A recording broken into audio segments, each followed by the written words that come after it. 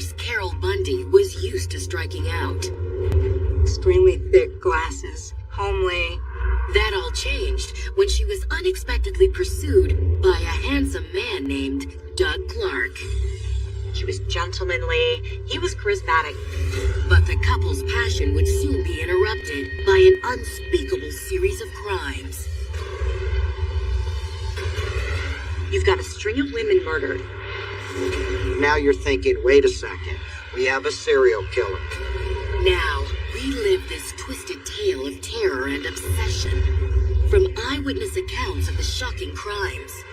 This was just so bizarre that I just couldn't believe it. We were thinking, what are we dealing with here? To haunting 911 calls, teasing the police. Would you like to have your man today? All the way through a taped confession so graphic and horrifying, it would leave everyone wondering what was more shocking, the couple's crimes, Necrophilia was his particular fantasy. or the twisted relationship at the root of their killing spree. She was willing to do anything to please him.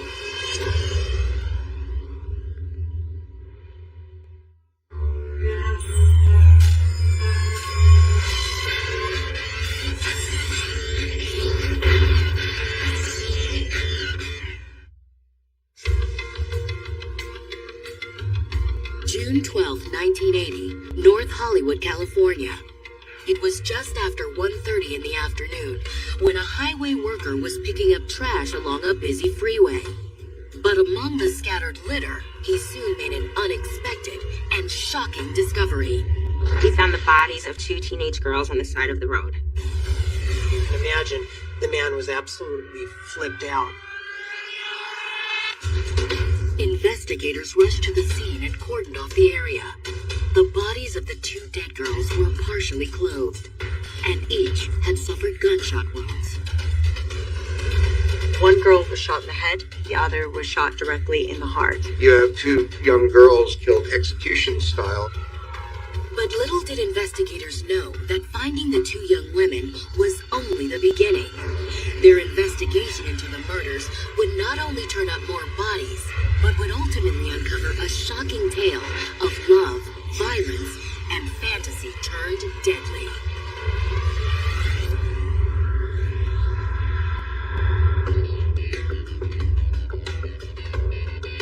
Los Angeles, the city of angels. For many, it's a town where dreams are made. But for Carol Bundy, growing up in Los Angeles was hardly the stuff dreams are made of. Born in 1942, Carol was raised in a dysfunctional and abusive home. Carol's upbringing was really horrible. She had really abusive parents. They were alcoholics. They would beat her all the time. It was just not a place, not an environment for a child to be in. Carol's home life might have been hell, but school was hardly a safe haven. As a young girl, Carol was timid and introverted, and the physical pain of her parents' abuse was soon matched by the emotional stigma of being labeled a social outcast by her classmates. Carol's not the kind of girl who would have been popular. She came across as a bit of a bookworm. She wore extremely thick glasses. She was homely, nearsighted, and pretty insecure about who she was. Carol's troubles only grew when she turned 14. Her mother unexpectedly passed away, and shortly after her mother's death, Carol's father came to her with an unthinkable command. Carol has a father, demanded sexual favors. Carol was sexually abused by her father for the next 3 years. Then, when she was 17, she worked up the courage to leave home. Desperate for a fresh start and a clean break from her abusive past, she went to school to become a nurse. After graduation, she landed her first job at a local hospital, where she began dating one of her co-workers, a male nurse named Grant Bundy. Grant was unlike any person Carol has ever met. He gave her attention, love, affection. She immediately connected to him. She fell in love with him and married, had 2 children.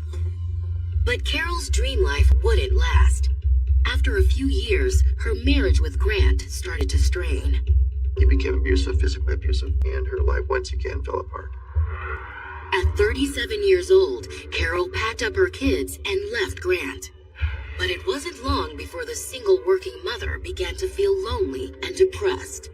Desperate for any kind of love or connection, she began dating the manager at the apartment complex where she was now living, an aspiring country western singer named Jack Murray.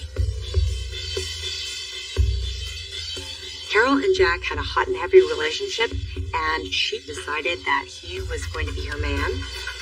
But there was one big problem. Jack couldn't be Carol's man full-time because he was married.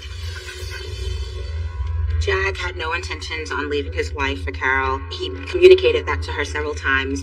Even though she knew she could never be with Jack, Carol would still spend evenings watching him perform at local bars, nursing her broken heart with alcohol and fantasies of a life she could never have.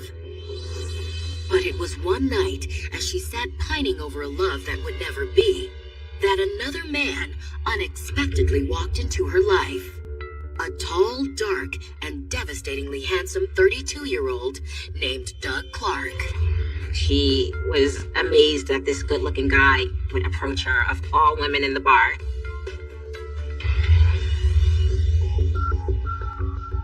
Doug Clark's background was drastically different from Carol's. Born in 1948, Doug grew up the son of a respected U.S. Navy admiral, whose career moved his family all over the world. His father was rather high up in the military. They had a lot of opportunities. During his younger years, he lived in 37 different countries. When it came time for college, Doug decided to attend a university in the U.S. And no sooner had he stepped foot on campus than the handsome and well-traveled 18-year-old became a big hit with his female classmates. Doug was this super interesting guy who traveled the world. He was very worldly, he was gentlemanly, he was charismatic. Doug's reputation as a ladies' man continued to grow after college. At 24, he moved to Burbank, California, where he worked as an engineer at a soap factory. But at night, he would prowl the local bars and nightclubs, where he would use his charisma and good looks to woo numerous women. He knows how to lay on the charm, he knows how to quote literature and Shakespeare and seem quite suave. And it was at a small Los Angeles bar in December of 1979 when Doug set his charms on 38-year-old Carol Bundy, as she sat quietly in the dark watching Jack on stage. He sees Carol, she's sitting there drinking, looking forlorn, clearly looking insecure, and he introduces himself. Carol was initially caught off guard by Doug's advances, but the smooth-talking 32-year-old had a composure and calmness that almost instantly put her at ease. She had never met a guy like Doug. He was interesting, worldly, and he was polite. He started paying her attention, and she was attracted to him, and they started dancing. By the end of the evening, Carol had forgotten about Jack Murray, and, like so many other women before her, had fallen completely under Doug's spell. Carol is on cloud nine that this guy is really taking an interest in her. I'm sure she thought, why me? All these beautiful women in the bar, and this guy is coming to me. The night Carol met Doug had ended with a simple but sweet kiss on the cheek. But on their second date, things moved much more quickly. Their relationship was very sexual, and Carol really wanted to do anything she could to please him. So when Doug approached Carol with a fantasy he had been harboring for years, Carol was ready to listen. Doug intimated to Carol that he had a desire to have a threesome. Not just a threesome, but a threesome with a prostitute. For Carol, the request was unusual, but not unimaginable. Carol believes that she and Doug are becoming soulmates. And if she has to change in order to accommodate his fantasy, she will. Carol was so interested in fulfilling Doug's fantasy that she went out, hired a prostitute, brought her home, and they lived out Doug's fantasy. The experience was thrilling for both Doug and Carol, so much so that threesomes with hookers soon became a regular part of the couple's sexual repertoire. For Carol, the kinky lovemaking was just another thrilling addition to what seemed like a dream romance with Doug. But little did Carol then know that her seemingly perfect boyfriend was harboring much more bizarre and dark fantasies than simple threesomes. Behind Doug's handsome facade lurked more sinister desires. Desires that would soon spill out of the couple's bedroom and onto the streets of Los Angeles in one of the most horrifying crime waves the city had ever seen.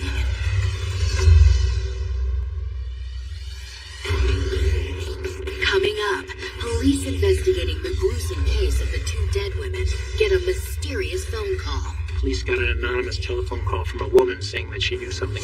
While Carol's dream relationship with Doug takes a nightmarish turn. She's discovered a bag of bloody clothing.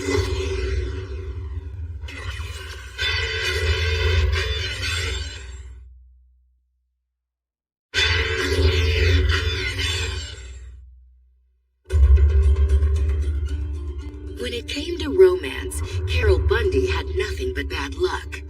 At 38 years old, the divorced mother of two had had her fill of rejection, loneliness, and abusive dead-end relationships. But that all suddenly changed in December of 1979, when Carol was unexpectedly swept off her feet by the dashing and handsome engineer, Doug Clark. After a chance encounter in a Los Angeles bar, Carol and Doug were in the throes of an intense and passion-wrought relationship. Doug Clark moved in very quickly, became her roommate, her lover. Doug moved into Carol's apartment where she lived with her two kids. For Carol, there was nothing more thrilling than pleasing her dreamy new boyfriend. And Doug was all too eager to share with her his wildest sexual fantasies. She was so desperately in love with Doug that she would do anything to please him. But a series of bizarre and gruesome events was about to transpire that would peel back the facade on their picture-perfect love affair.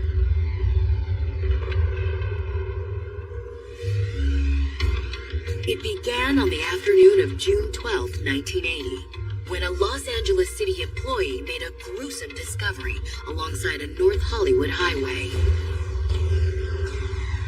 Police were alerted to the bodies of two teenage girls that were found on the side of the freeway. It's tough enough going to a crime scene where you have one body in the open area like this. Now you have two of them. The two young women had suffered from gunshot wounds fired at close range. But despite the bullet wounds, there was little blood left at the crime scene, a detail that indicated the victims' bodies had probably been moved from another location. They were killed elsewhere and then dumped.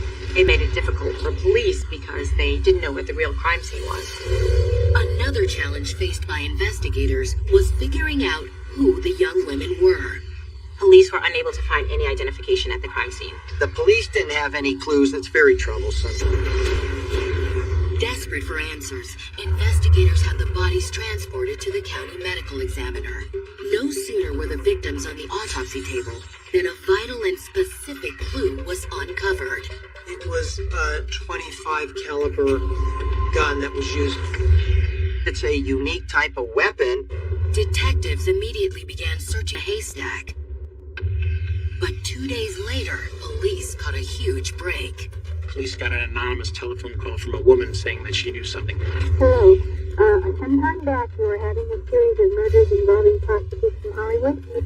The woman on the phone told the operator she was calling about the two murdered sisters who'd been featured on the news. She then asked the operator a startling question. Would you like to have your man today? According to the caller, she believed that her boyfriend was responsible for killing Gina and Cynthia. He came home one day, all bloody, and she thought that he had gotten injured. She thought it was his blood, and he admitted that it was someone else's. He didn't explain exactly how it was that he was bloody. But that wasn't all. After her boyfriend couldn't give her a straight answer, the caller claimed she checked inside his car. And inside, she made a disturbing discovery. She's discovered a bag of bloody clothing. Bloody women's clothing, to be precise. She became extremely upset about it and called the police. Needless to say, police were extremely interested in learning more about the woman's story. But when detectives pressed her for her name, she wouldn't say, nor would she give them the name of her boyfriend. Then, all of a sudden, the line went dead. She suddenly hangs up. The call had been too brief for police to trace its location. For detectives, it was a heartbreaking setback. Police were incredibly frustrated. They had no good leads. But little did investigators know that this seemingly stagnant case was about to heat back up and take off in a whole new direction. A direction that would bring new leads, introduce new suspects, and uncover more bodies. Coming up, a citizen makes a horrifying discovery. He told the police he opened the box and found a severed head. And investigators reach an unsettling conclusion. They had a serial killer on their hands.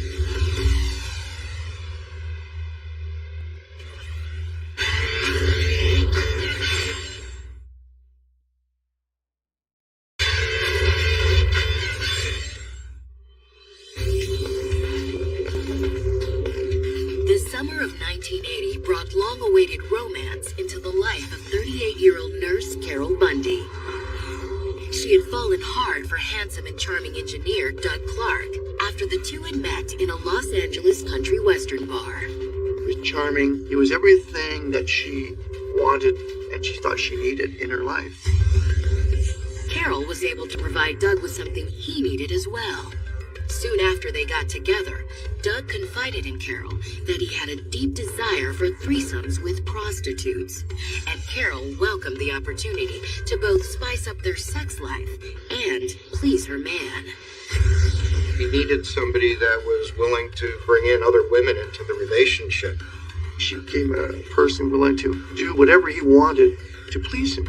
But while Carol and Doug explored their sexual horizons, the Los Angeles Police Department was busy sorting out the details of a brutal double murder. On June 12th, a highway worker had found the partially nude bodies of 15-year-old Gina Moreno and 16-year-old Cynthia Chandler. Both had been executed by a single gunshot from a .25 caliber handgun. And investigators thought they'd caught their first break when an unknown woman called and claimed her boyfriend might be responsible for the murders. Before the operators could get the person's name, she hangs up suddenly. They were so close to finding out who the murderer was, and to have the caller just abruptly hang up, they must have been so disappointed. Detectives didn't have much time to wallow in their disappointment. A few days later, on June 23rd, a second call came into dispatch. But this time, it wasn't a tipster. Instead, it was a panicked citizen calling to report the discovery of another body. They found another body in the city of Burbank. That woman who had been shot, although she was fully clothed. And just like Gina Moreno and Cynthia Chandler, the third victim had also been killed by a single .25 caliber bullet. That was the same caliber as the two stepsisters. Once detectives arrived at the crime scene, they noticed other similarities as well. In this case, there was no large amount of blood. It looked like her body had also been dumped. You've got a string of women murdered, 3 of which were killed with a small caliber pistol. As a detective, now you're thinking, wait a second, we have a serial killer. It was a terrifying theory, and one that seemed all but confirmed when less than an hour later, investigators received word that the body of a fourth female victim had been discovered about a mile away. A restaurant worker taking out the trash found the body of a woman near the garbage can. Investigators rushed to the restaurant location in nearby Studio City, where they found what was becoming an all too familiar crime scene. The next victim, she's seemingly in her teens, and there was little blood at the scene, so they're thinking that she was murdered elsewhere and her body was dumped at the scene. It was looking more and more likely that all 4 murders had been the work of a single killer. But there was one distinct difference between this victim and the other 3 cases. This time the body's missing its head. Killing someone is one thing, but decapitating someone is way more disturbing. You're now dealing with someone more serious like an animal. Before investigators could focus on finding the killer, they first needed to ID all of the victims. But just as CSIs were hauling the headless victims back to the ME's office, detectives got word of a new development in the case. It was about the third victim that had been found in Burbank. Up to this point, the victim's body had been unidentified. But a fingerprint check identified her as Karen Jones, a 24-year-old prostitute who, like Gina and Cynthia, was also known to work the Sunset Strip. We identified fingerprints within 24 hours. They had the record. Police are able to find out that this is the body of a prostitute who just arrived in LA from Arkansas. But that wasn't the only information investigators learned about Karen from her police record. Apparently, Karen didn't work alone, and was known to work the strip along with another young prostitute, 20-year-old Exie Wilson. The two girls had come out from Arkansas. They were prostitutes. On the lead, detectives headed out to the Sunset Strip to look for Exie. But none of the other prostitutes working the strip knew where she was. And most claim Exie hadn't been seen since the night Karen also disappeared. Which to detectives meant there was a strong chance the decapitated young woman found behind the restaurant was 20-year-old Exie Wilson. It wasn't long before their suspicions were confirmed, and in the most horrific way possible. Police get a call from a man who is totally frantic. He says he's just found a box in an alley. Because he's looking around and figure what could this be, in this box. So he opens it up. He told the police he opened the box and found a severed head. Investigators rushed to the alley, where they found the elaborate wooden box. Just like the witness had claimed, there was the severed head of a young woman inside, covered in a bloody t-shirt. The head was wrapped in a pink shirt that said Daddy's Girl. The head was rushed to the ME's office, where dental records determined that the head did, in fact, belong to missing prostitute Exie Wilson. Her cause of death was also quickly confirmed. Once police found Exie Wilson's head, they discovered, of course, a small caliber bullet. Exie Wilson had been killed with a .25 caliber weapon, the same as the other three. The discovery removed any doubt that the same killer was behind all 4 murders. Police now know they have a sick man on their hands who's targeting prostitutes on Sunset Boulevard. This was just so bizarre that I just couldn't believe it. We were thinking, what are we dealing with here? This is just too weird. When the local media caught wind of the crimes, they quickly gave the killer a name. The media is starting to focus more and more of their attention on these murders. They came up with the moniker Sunset Strip Slayer. Even in a city no stranger to crime, the idea of a crazed serial killer on the loose was hard for many to fathom. A grim reality made even more frightening, given that investigators had no solid leads in the case. They had no good leads coming in, and they didn't know if this guy was going to strike again. We have a madman out there and no one's safe. Little did anyone then know that the body count was still on the rise. The Sunset Strip Slayer was still on the prowl. And before the murders came to an end, police would have to unearth a story almost too sick, twisted, and depraved to believe. Coming up, police find 2 more bodies. Police knew by the bullet that was used that this was the Sunset Slayer. But not before investigators uncover shocking evidence about a suspect no one expected. He became more and more attracted to bizarre sexual behaviors. Necrophilia was his particular fantasy.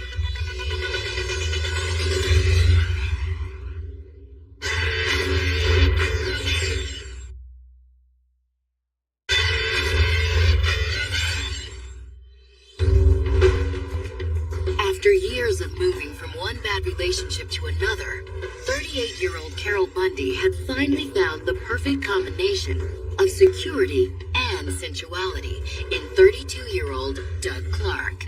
He was charming, he was witty. She was willing to do anything to please him. But in the summer of 1980, a were unfolding in the couple's hometown of Los Angeles that would cast a pall their steamy love affair and send a chill down the spine of nearly everyone in town. You've got a string of women murdered, killed with a small caliber pistol. These are prostitutes. They're being abducted from the same area of town. The media picks up on the story, and there start to be headlines in the paper that say the Sunset Slayer. But while the LA media had aptly named the killer, investigators were still having a hard time naming a suspect. All they knew was that a .25 caliber weapon was being used to kill particular women. All 4 victims had been discovered within a 24-hour period in North Los Angeles. And then the killing seemed to stop. But on June 30th, police got word that the body count was on the rise again. In an area just outside of LA, some folks were walking and discovered another victim. Investigators headed out to the scene where they discovered the body of a young woman in a field north of the city limits. She was partially covered by a mattress, and even though her body was found far from the Sunset Strip, it was clear she'd suffered the same fate as the killer's other 4 victims. She's been shot in the head, again with a small caliber weapon.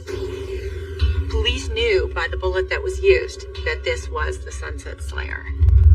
Based on the victim's appearance, police quickly ID'd her as 17-year-old Barnett Comer, a teen runaway out of Sacramento, who was last seen on May 21st. She ran away, and her parents called the police after 48 hours to tell the police officers that she's been missing. And according to the missing persons report, Marnette had been last seen wearing a specific t-shirt that investigators immediately recognized. She is reported missing. She's wearing a pink t-shirt that says Daddy's Girl. It was the same t-shirt that was found wrapped around Exie's severed head. The fact that the killer took a t-shirt from one victim and wrapped it around the head of another victim goes to show that he wants the police to know that he's responsible for both crimes. This goes to show that the killer wants to bring attention to himself. He's gloating, and it makes you wonder what he's going to do next. With 5 bodies already accounted for, investigators shudder to think what the killer might do next to grab their attention. Then, on August 11th, police got another surprise phone call, and this time, the caller didn't hang up. On the line were 2 women who claimed to know something about the Sunset Strip Slayer. 2 nurses called the police and said that their co-worker confessed that she knew who the Sunset Strip Slayer is. Police learned the woman who had confessed was Carol Bundy. Investigators rushed to the hospital, only to find that Carol had left work after revealing her shocking admission. Hoping she hadn't fled town, detectives headed over to Carol's apartment, where the 38-year-old mother of 2 answered the door. Sitting down with Carol in her living room, detectives pressed the soft-spoken nurse to disclose the identity of the Sunset Strip Slayer. After a deep breath, Carol told them something shocking. Carol painfully tells the police that it was her boyfriend Doug who killed the girls. She tells police that he may be the Sunset Slayer. Carol told police she first began having suspicions that her lover might be capable of murder not long after the couple first got together. According to Carol, Doug's unusual sexual appetite didn't stop at threesomes with prostitutes. In fact, it wasn't long before his bedroom fantasies took a much darker turn. Capturing young women and subduing them, using them sexually, and then he branched into the business of necrophilia and killing people.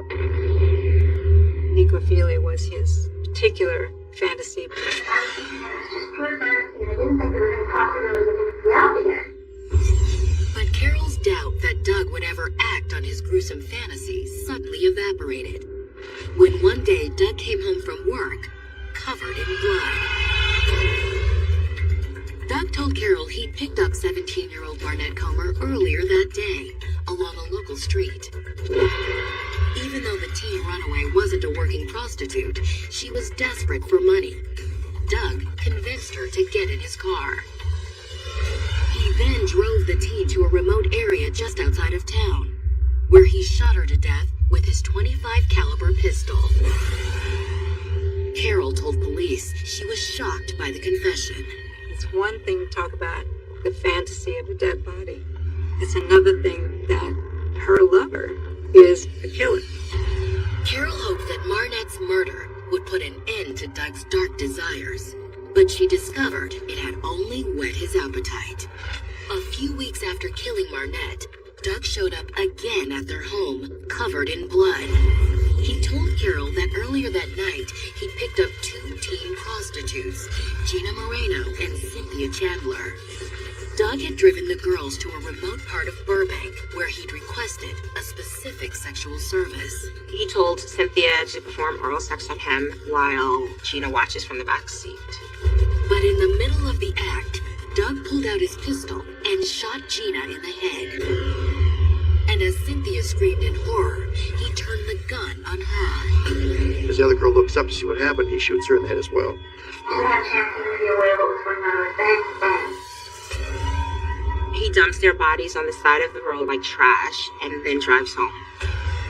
Carol told police she was floored by Doug's admission and that she'd grown so terrified of his behavior that she sent her 2 sons to live with their father. She even once attempted to turn Doug in by making an anonymous phone call to police. But when the operator tried to transfer her call, Carol told them she lost her nerve. Despite her conscience, she knew she could not expose her lover. Carol was so deeply in love with Doug that she was desperate to keep him, so she did not want to turn him over to the police. Carol said she simply stuck her head in the sand and hoped Doug's killing had come to an end. But 2 weeks later, Doug showed up at home once again in the middle of the night. But this time, he bore more of a surprise than just bloody clothes. Doug brings home the head of a prostitute. Doug had picked up 20-year-old Exie Wilson on the Sunset Strip. He finds Exie Wilson and takes her out in his car, where she, again, is asked to perform oral sex on him. While she's doing this, he shoots her in the forehead. After Doug killed Exie, he cut off her head and put it in a box that he picked out especially for this purpose. But Exie Wilson hadn't been Doug's only victim that night. Following the decapitation, Doug headed back to the Sunset Strip, where he picked up Exie's good friend and fellow hooker, 24-year-old Karen Jones. When Doug drives down Sunset Strip, he runs into Karen, and Karen's asking for Exie, and Doug said that he dropped her off, but he's still looking for some more company, so she jumps in the car and they drive off together. He shot her in the head while she was in his crotch because that was what he liked to do. After dumping Karen's body, Doug had returned to the apartment with Exie's head, which he demanded that Carol help him clean up as a gruesome souvenir. Despite her initial alarm and disgust, Carol eventually complied with Doug's command. She shampooed the hair, put makeup on the face. She put it in the freezer. Investigators were shocked that the mild-mannered nurse could be so easily manipulated by her monstrous boyfriend. But they soon learned that putting makeup on a severed head was hardly the most gruesome act committed by Carol Bundy. And hanging up on an anonymous phone call to police hadn't been the only time she tried to spill Doug's secrets. Carol claimed that the 5 murders had started to weigh heavily on her conscience.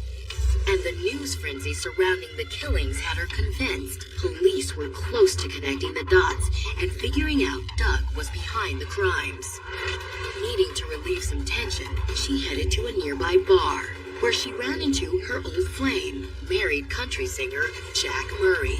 Carol runs into Jack and knew him, and she starts confiding in him and revealing things that she probably shouldn't have. Carol told Jack that Doug was behind the murders. Jack told her he would need to call the police. Realizing she was on the verge of losing Doug forever, Carol persuaded Jack to take her to his van first, where her idea was to distract him before he could place the phone call.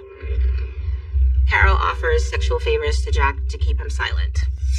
Murray complied, but once they were alone in the van, Carol decided to make sure Jack would never be able to tell anyone about Doug. After they had sex, then she shoots him in the back of the head. Once Jack was dead, Carol told police that she panicked. She was particularly worried about the bullet lodged in Jack's head, so she took a cue from Doug. She decapitated Jack Murray in order to get the bullet. Carol told police that she left Jack's body in the van and disposed of his head in the trash on her way home. While officers left to collect Jack's decapitated body and head, detectives arrested Carol for murder. They apprehended Doug later that afternoon at the soap factory where he worked.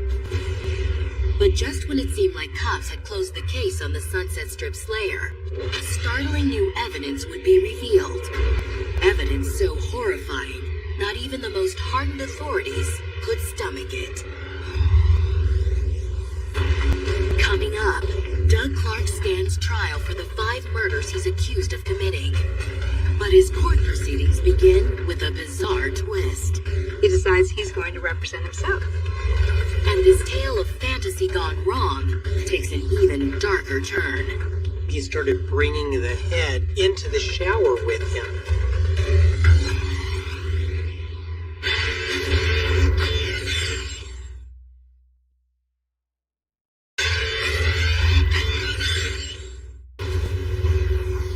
By November of 1980, the love affair between 40-year-old Carol Bundy and 34-year-old Doug Clark had taken a dark and horrifying turn. The couple had been arrested after Carol confessed that Doug was the infamous Sunset Strip slayer, a serial killer who brutally murdered 5 women. Carol also admitted that she had killed her ex-lover, Jack Murray, in a desperate attempt to keep him from going to police. Carol told them about the murders. She confessed everything. When Doug's trial began in October of 1982, prosecutors linked him to all 5 of his victims, with both Carol's confession and the specific ammunition used to execute each girl.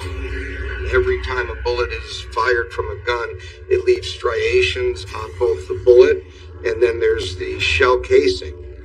A co-worker of Doug Clark's found in the place of business these 2. Prosecutors were able to prove to the jury that the bullets found at the crime scene were bullets from Doug's gun. But when it was time for the defense to present their case, Doug surprised everyone when he, and not his attorney, addressed the court. Doug said that he was firing his attorney and he was going to represent himself. The surprises continued when Doug called his first witness to the stand, Carol Bundy. When Doug called Carol to the stand, everyone was in shock. They were wondering what he was going to say and what he's up to. But Doug never got a chance to question Carol directly. Before Carol was even sworn in, Doug launched into a bizarre and confusing tirade. He's completely inappropriate in the courtroom. He uses all kinds of obscenities. He kicks chairs and tables around. Doug's outburst resulted in the judge stripping him of his privilege to represent himself. But since Carol had already been called as a witness, the prosecution now had a chance to cross-examine her. And they used the opportunity to have Carol describe the morbid details of what Doug did to his victims, including the shocking real reason why he'd severed and then kept Exie Wilson's head. He started bringing the head into the shower with him, and he was having oral sex with a dead woman's head. By the time Carol was finished testifying, it was clear that Doug's star witness had done more damage than good. On January 28th, the jury announced they had reached a verdict. Doug was found guilty on multiple counts of murder. He was given the death penalty. On May 2nd, 1983, Carol Bundy made a deal with prosecutors. In exchange for her confession, she was spared the death penalty and sentenced to 52 years to life. With both Carol and Doug behind bars, the people of LA could finally rest easy, knowing the terror of the Sunset Strip Slayer had finally come to an end. But the question remains, how did the romance between these two mismatched lovers take such a horrifying turn? You have a dominant, seductive male with deviant fantasies, looking for a vulnerable partner and roping her in, seducing her, manipulating her. If you enter into a relationship with another person and the person is evil, that they can drag you down into evil.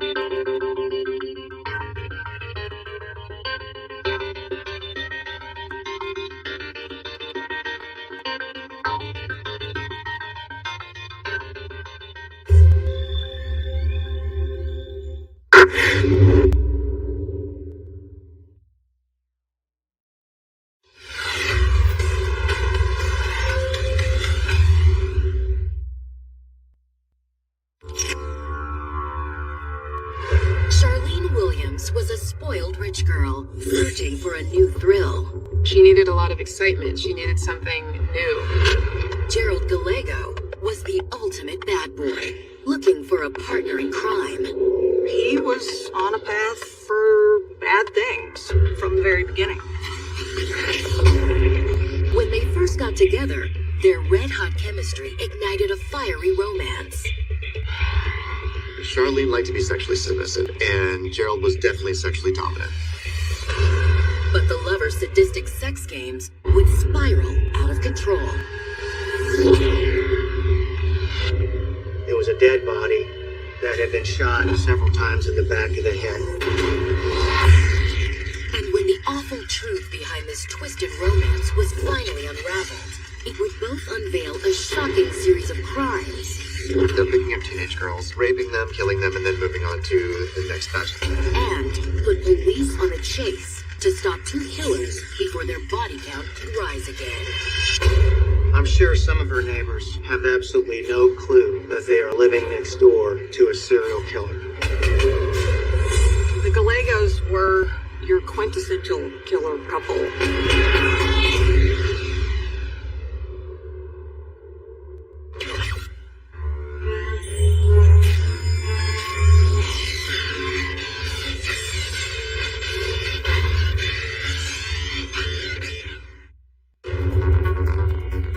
November 3rd, 1980, 9:30 a.m.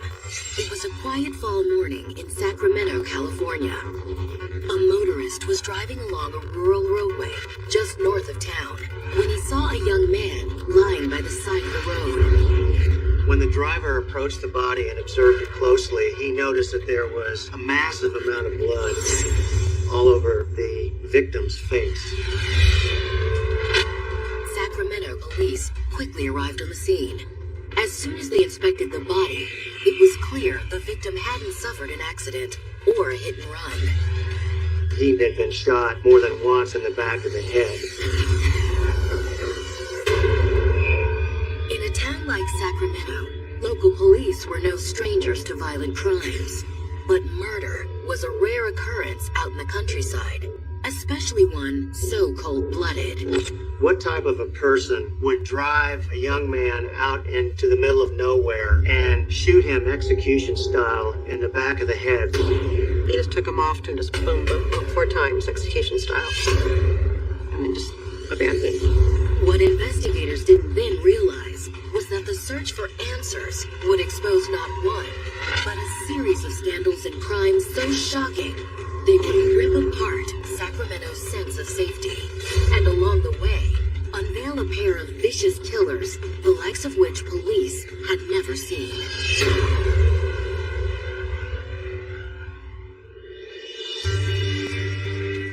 Situated along the San Joaquin River, Stockton, California is a quiet town, roughly halfway between San Francisco and Sacramento. Stockton was also the home of Charlene Adele Williams. Born in 1956, Charlene was the only child of Charles and Mercedes Williams, a wealthy couple who made sure young Charlene grew up in the lap of luxury.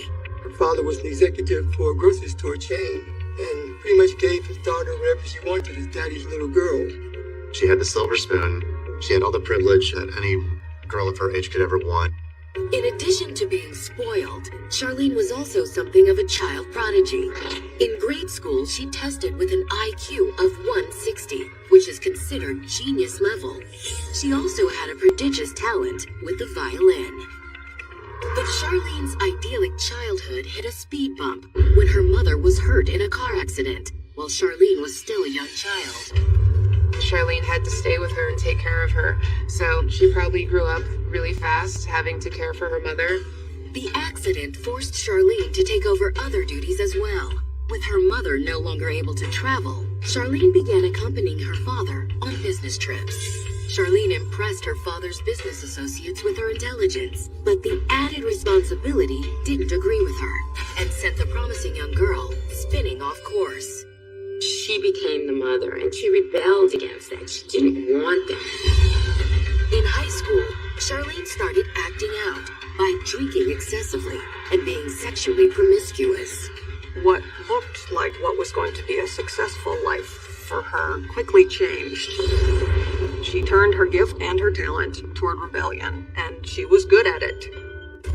Charlene's grades plummeted, and while she was able to barely scrape by and graduate, her shocked parents begged their talented daughter to sober up and get her life together. But Charlene knew all too well that she had both her parents wrapped around her finger. Charlene was a spoiled brat, to put it simply. Her parents lacked the ability to discipline her, to say no, to limit her. By the time she was 21, Charlene had become completely unhinged. She'd also suffered through a series of dead-end relationships, including an affair with a married man that, when it ended, left her feeling alone and vulnerable. To cope, Charlene threw herself even further into alcohol and drugs. Her only sober moments came when she needed to ask her parents for more money, which in turn she spent on more booze and illegal backroom poker games, where she would gamble with her parents' money. And it was while she was playing Texas Hold'em at a seedy Sacramento bar that Charlene met a charming older man who would not only fill the loneliness in her life, but introduce her to an all-new level of danger and depravity. 31-year-old Gerald Gallego. Gerald Armand Gallego was born in Sacramento, California in 1946. And where Charlene's childhood had been privileged, Gerald's could only be described as a nightmare. His father was the convicted murderer who was executed in Mississippi. In fact, he became the first person to die in their new gas chamber in 1955. Gerald's mother was a prostitute, and he served as a runner for various pimps as he was growing up in Sacramento. So he was on a path for bad things from the very beginning. Fueled by a sense of abandonment and rage, Gerald followed in his father's footsteps and began committing crimes. At the age of 12, he was arrested for robbery. He spent time in various California youth correctional facilities. By the time he was 31, Gerald had spent a good portion of his life behind bars. He had already been arrested 23 times. Everything from sex offenses to property offenses to violent crimes. So he was a bad guy. But Gerald's bad behavior had cost him a lot more than just time served. His repetitive incarcerations had been murder on his love life. By 1977, he'd already been married and divorced 5 times. So when Gerald was released from his latest jail sentence for an armed robbery, he was determined to not only curb his wild ways, but find a new woman who wouldn't be scared off by his violent past. And in the fall of 1977, he finally found her. Gerald Gallego and Charlene Williams met in September 1977 at a poker club in Sacramento, California. Charlene was everything Gerald looked for in a relationship. Not only was she willing to look past his sordid history, she also had a look and demeanor that Gerald found incredibly attractive. Likewise, Gerald was everything Charlene had been looking for in a man. The bad boy in him had greater appeal to her than those in suburbia, where she spent much of her life. Gerald was also able to take charge of Charlene's life in ways she'd never experienced. Charlene had no guidance growing up. She was craving leadership from somebody. So Gerald comes in, and he obviously has command of the situation and has this bad boy persona. Charlene was soon letting Gerald have his way with her, in the bedroom as well. She took the role of the masochist, and the reason why it's attractive is because someone else is running the show. Someone else is taking responsibility. All she has to do is acquiesce. The pair's red-hot sexual chemistry grew even more fiery when Charlene moved into Gerald's house just 2 weeks after they met. But one night, not long after they began living together, Gerald revealed a surprising fantasy. He conveyed this fantasy that he had about having someone who he could call on and have available whenever he wanted her to do whatever he wanted to do to her. While she'd never tried anything like that before, Charlene was eager to please Gerald. A few days later, Gerald brought home a young girl, willing to take part in their sex games. The first sex slave, after school special waiting to happen. She's a teenager, run away, pick her up, they take her in, she gets free room and board in exchange for, well, we get to do with you whatever the hell we want to, sexually. The experience was everything the couple hoped it would be. Gerald only had one rule. As his slaves, the women were not allowed to touch each other. But to Charlene, rules were made to be broken. The next day, Gerald returned home from work to find Charlene and their sex slave being intimate without him. Gerald walks in and catches Charlene with the slave, which is not cool. It's a betrayal of trust. Gerald ended up throwing the sex slave out of their house, and to Charlene, he issued a grave warning: obey me or else. Gerald's anger frightened Charlene, but to her surprise, she found the fear arousing. She eroticized her fear. In other words, she took the fear, like you might have a fear that somebody would kill you, and she turned it into a sexual feeling. From that moment on, Gerald and Charlene's romance seemed to grow even more intense. But the couple's impassioned love affair was about to take a dark turn. One that would take them beyond fantasy, and in the process, expose a twisted series of baffling crimes. Coming up, the police investigation into the dead man along the roadway takes a staggering turn. At that point, the woman in the car started hollering, and they pulled away really quickly. And a shocking break in the case leads to the doorstep of a demented killer. They found that the car was registered to a Charles Williams, who was Charlene's father.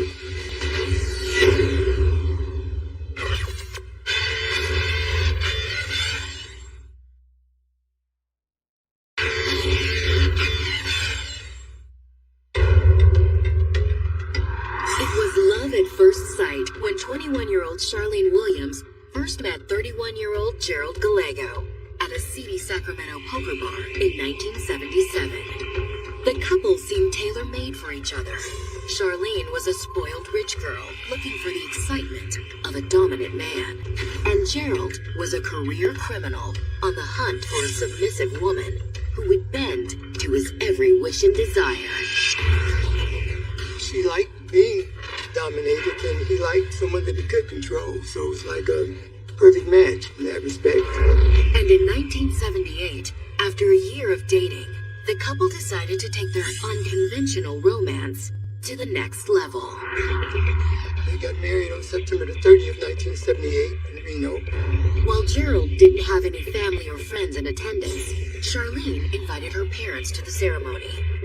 But that Charles and Mercedes Williams weren't thrilled with her choice in men, especially when they learned of Gerald's extensive arrest history.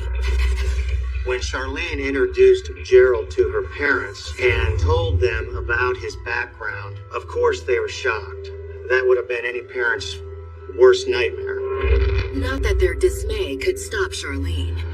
Seeing that their little girl was dead set on getting hitched to an ex-con, the Williams decided their wedding gift would be doing everything in their power to give the newlyweds a clean slate. Working with Charlene, they forged a birth certificate with the name Stephen Robert File, a distant family relative. They then gave the fake birth certificate to Gerald, so he, in turn, could assume the identity of Stephen File. With the birth certificate, Gallego was able to obtain a state of California driver's license. So this enabled him to look for work, gain employment if he needed to. Gerald and Charlene were grateful for their clean slate as the newly christened Mr. and Mrs. Stephen File. Charlene's father even used his business to land his new son-in-law a job, driving a truck for a supermarket chain. But while the couple basked in the glow of their new marriage and identities, events were unfolding that would put their future together in question and reveal the sinister depths of their darkest fantasies. It began on November 3rd, 1980, when the body of a young man was discovered outside Sacramento, California. It was a dead body that had been shot several times in the back of the head. A few feet away, detectives found 3 bullet casings from a .25 caliber handgun. The killer had also left behind the victim's wallet. From the driver's license inside, officers were able to identify the victim as 22-year-old Craig Miller. Detectives couldn't help but wonder just what happened to Craig Miller. As it turned out, they didn't have to wait long to get answers.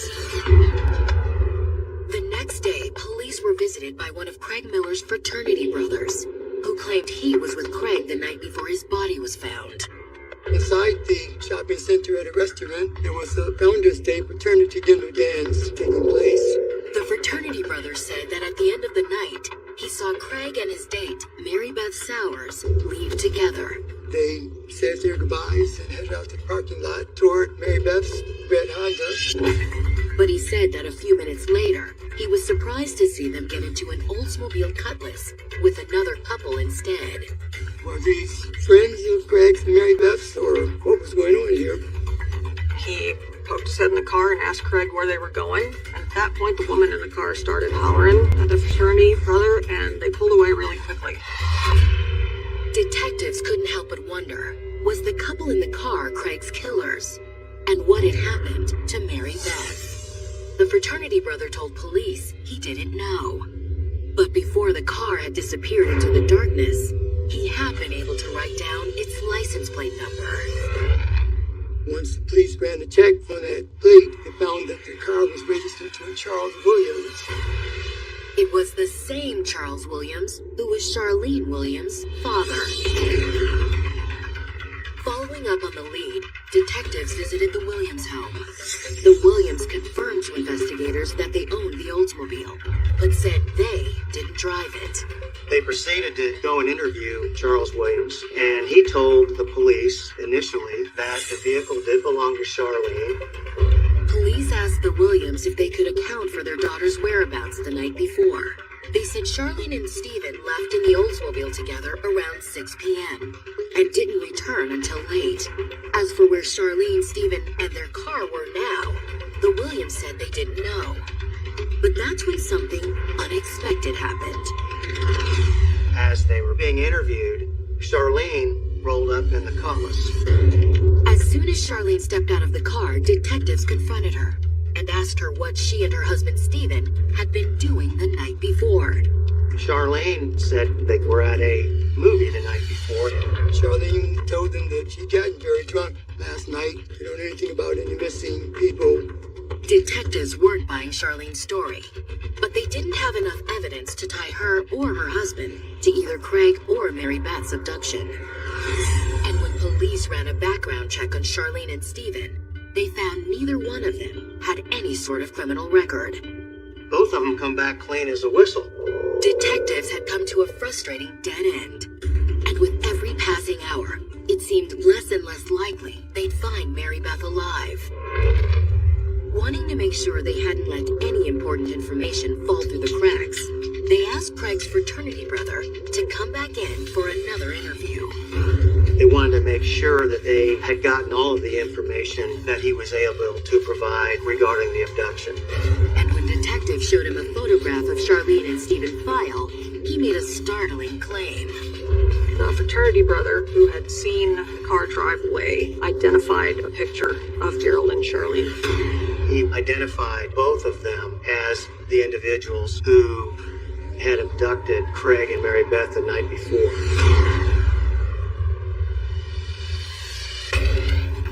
Coming up, with suspicion swirling around Charlene and Stephen File, Charlene's parents approached police with a shocking admission. Her parents confessed and broke down and told them everything. And before police are able to track down the couple, they discover several more missing victims in their wake.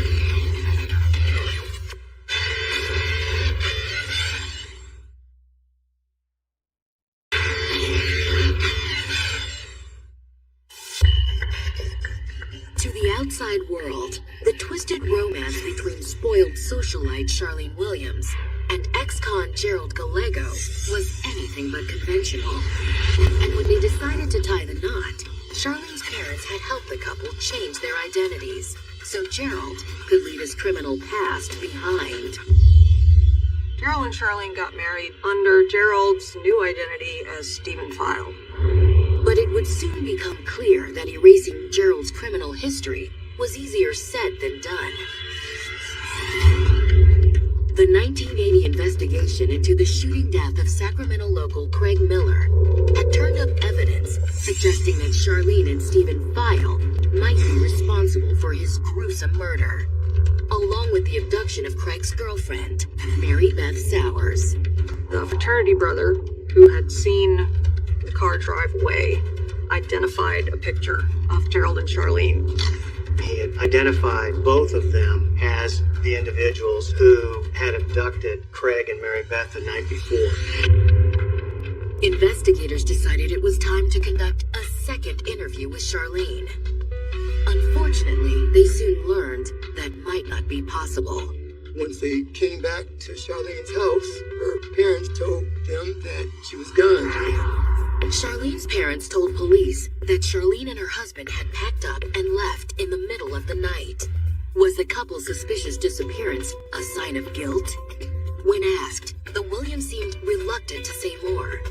But when detectives told them Charlene and Stephen were murder suspects and that a young woman was still missing, the Williams suddenly changed their tune. They said the reason police had been unable to come up with a criminal record for Charlene's husband was that they were looking for the wrong man. Charlene's father told the police that Stephen Robert Phil was actually Gerald Gallego. Charlene's parents told police, despite their initial horror over their daughter marrying a criminal, they'd eventually been taken in by Gerald's charm and helped the couple start over by using her cousin's birth certificate to give him a new identity. Now that detectives knew that Stephen File was really Gerald Gallego, they looked into his criminal history and found numerous arrests for theft and violence. But those charges weren't the real reason he and Charlene had found it necessary to change his name.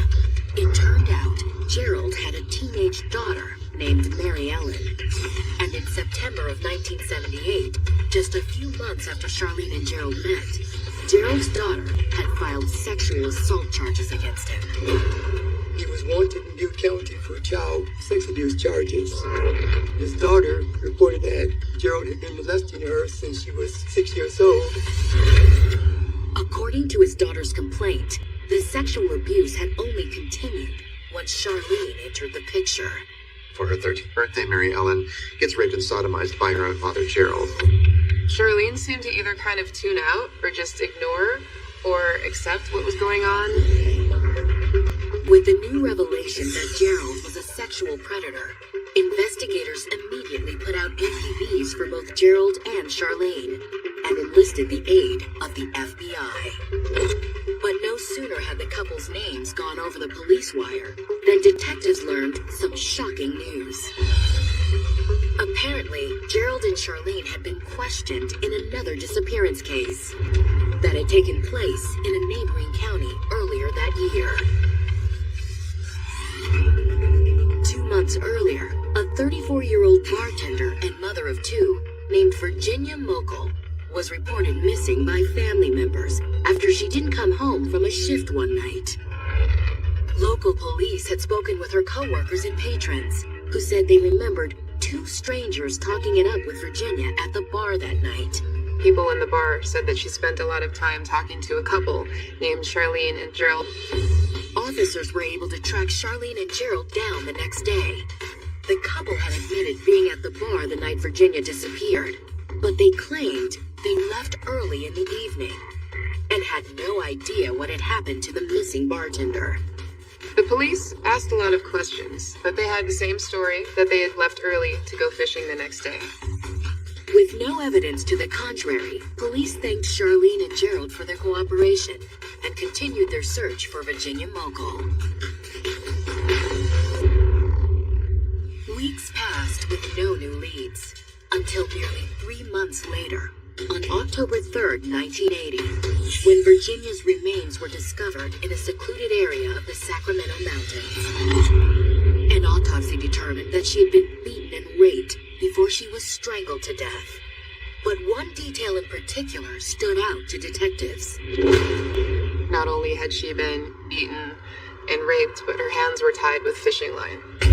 Remembering that Charlene and Gerald said they'd gone fishing the day after Virginia's disappearance, police tried to contact the couple for a second interview, but learned that the couple had already left town, and the investigation ground to a halt.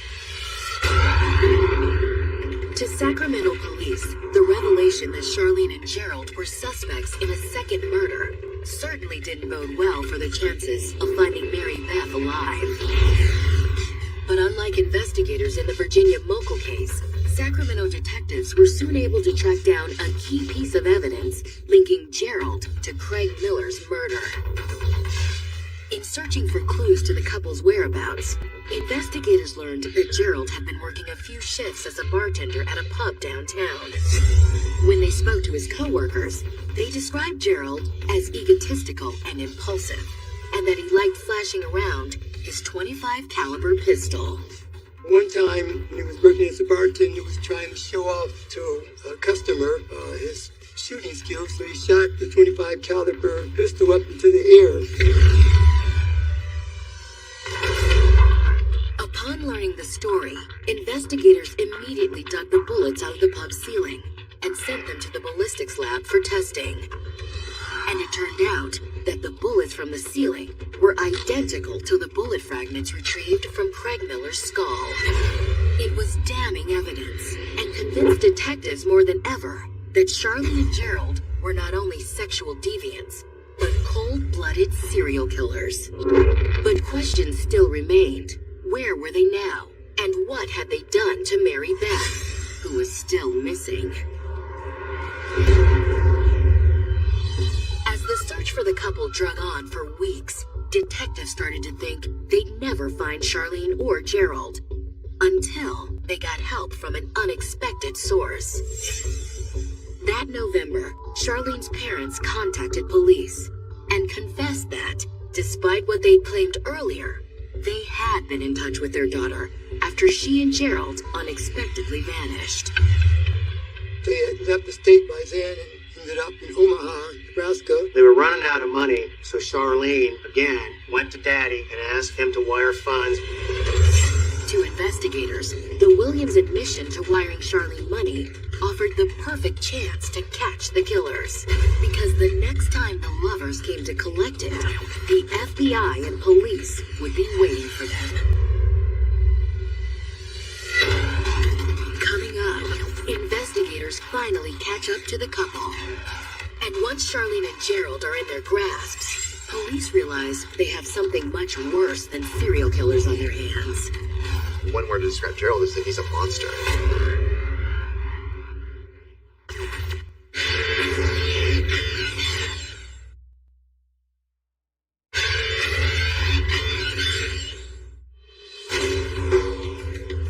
Charlene Williams was a 21-year-old spoiled rich girl, desperate for a thrill.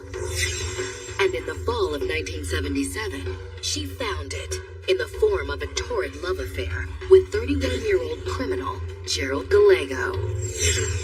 She liked being dominated, and he liked someone that he could control, so it was like a perfect match. But in November of 1980, Gerald and Charlene's wild romance came to an abrupt end. The lovers were wanted in the murders of 22-year-old Craig Miller and 34-year-old Virginia Mogul, as well as the kidnapping of 21-year-old Mary Beth Sowers. No sooner had Gerald and Charlene been named suspects than they suddenly vanished. But the couple had quickly run low on money, and like always, Charlene soon turned toward her parents for assistance. Her mother was actually helping him by wiring money to them. What Charlene didn't know was that her parents were working with the FBI. And when Charlene and Gerald arrived at the Western Union in Omaha, Nebraska to collect the latest money transfer from her mother, they found federal agents waiting for them instead. Following their arrest, police hauled the couple back to the station, where they were separated for questioning. Gerald adamantly denied any knowledge of the murders. But Charlene was telling a much different story. When police confronted Charlene, she confessed and broke down and told them everything. Charlene admitted to helping Gerald kidnap both Craig Miller and Mary Beth Sowers. And then she confirmed investigators' worst fears. After getting rid of Craig, Gerald had taken Mary Beth back to their apartment, where he had done the unthinkable. Gerald brutally raped her for hours on end, while Charlene sat in another room listening to music trying to drown out the noises coming from the bedroom. When Gerald was finished with Mary Beth, Charlene said he had all three of them get back in the car and drive out to a rural roadway in nearby Placer County. That's where he forced Mary Beth to get out of the car at gunpoint and then kneel next to a roadside ditch. He then executed Mary Beth Sowers the same way as her college sweetheart, Craig Miller, 3 times in the back of the head. It's 25 together. It was a horrifying revelation, and Charlene confirmed that Craig and Mary Beth hadn't been Gerald's only victims. Like detectives suspected, he'd also abducted and killed bartender Virginia Mogul. But Charlene shocked investigators when she revealed that the couple was also responsible for nearly a dozen more murders that police didn't even know about. There's a few in Sacramento, there's a few in Tahoe, there's a couple more in Reno, there's one in Oregon. According to Charlene, the killings had been part of a 26-month crime spree that started not long after Gerald caught her having sex with his sex slave against his orders. This was the ultimate transgression. They showed independence. He wasn't in control and he wasn't there. That reignites that feeling of abandonment that he had as a child and the rage. But rage hadn't been the only consequence of Charlene's disobedience. He starts to have dysfunctions downstairs, south of the border. Gerald blamed his impotence on Charlene and said he couldn't perform after catching her being intimate with someone other than him. Overwrought with guilt, Charlene suggested they fix Gerald's problem by spicing up their sex life with another sex slave. Gerald agreed, but this time he wanted a sexual servant who didn't know what she was signing up for. After the incident where Gerald had a willing sex slave, he decided that he would like to have an unwilling sex slave. On the night of September 11th, 1978, Charlene said the couple went hunting for a victim at a local shopping center. They found 2 potential candidates when they saw 17-year-old Rhonda Schaefer and 16-year-old Kibby Vaught. They were approached by Charlene, and she asked them if they'd like to come out and smoke some marijuana with her. And unfortunately for them, they thought that sounded like a great idea. Once they arrived at the van, they were met by Gerald brandishing a .25 caliber semi-automatic handgun. He raped his two victims, Rhonda and Kippy, and used a tire iron to bludgeon the two girls, and then finished them off with his .25 caliber pistol. Investigators were stunned by Charlene's statement. While police had discovered Rhonda and Kippy's bodies, their murders had been unsolved. But what Charlene said next was even more shocking. According to Charlene, witnessing Gerald kill the two teenagers had strangely aroused her and unleashed something inside of her she didn't know was there. A sensible person would have said, well, this is where I check out, but she didn't. She embraced it. She would get a rush and sort of a thrill from this experience. Charlene said it didn't take long before the couple felt the need to kill again. And over the next 6 months, they kidnapped, raped, and killed 3 more victims. There was 14-year-old Brenda Judd and 14-year-old Sandra Colley, who the couple abducted outside a fair in Reno, Nevada. Then, there was 17-year-old friends Stacy Redigan and Karen Twiggs, who they kidnapped from a shopping center in Reno. And 21-year-old Linda Aguilar, who they grabbed off the street while on vacation in Port Orford, Oregon. The body count adds up. 3, 4, 5, 6. Detectives were stunned by the avalanche of information Charlene was providing. The fact that the Gallegos had been able to kill so many victims while evading police for so long was shocking. But Charlene said Gerald only became bolder and more impatient after his latest murder of Linda Aguilar. It was just a little over a month before he was ready to strike again. On July the 16th, 1980, Gerald and Charlene were fishing in Sacramento. Afterward, decided they'd go to the Cell Inn for some drinks. While they were there, they happened to encounter Virginia Moko. Charlene said they waited in the parking lot until the bar closed, and Virginia got in her car to go home. When she got in, knocked on the window, she sees Gerald Gallego, recognizes him as having been inside. She lets down the window a crack, figuring maybe he has some problems with his car or something. Instead, he points his pistol in her face, orders her out. Charlene said Gerald bound Virginia's wrists with fishing line and then took her back to the apartment, where he proceeded to sexually assault her over the next several hours. Once the deed is done, they drive out to a levee in Yolo County and dump the body. Charlene told police that after Virginia's murder, Gerald decided they should lay low for a while. Until November 2nd, when Gerald got the urge to find another sex slave. Charlene said he ordered her to drive their car to the Arden Fair Mall, where Gerald spotted Craig and Mary Beth walking through the mall's parking lot, following their dance formal. Gerald just decided instead of the usual, let's lure them back to a safe location, he just said, screw it. Gerald simply walked up to Craig and Mary Beth and forced them to get into the car at gunpoint. It was a mistake that would ultimately get them caught. Based on her confession and the evidence gathered so far, Sacramento police charged Charlene and Gerald with 2 counts of first-degree murder. Prosecutors were planning to seek the death penalty for both of the lovers, but Charlene had one last surprise in store. She begged them to let her plead to lesser charges, not to save her own life, but the life of her unborn son. She was pregnant with Gerald's child. Coming up, facing the death penalty, the lovers turn on one another. She used this leverage to cut a deal for herself.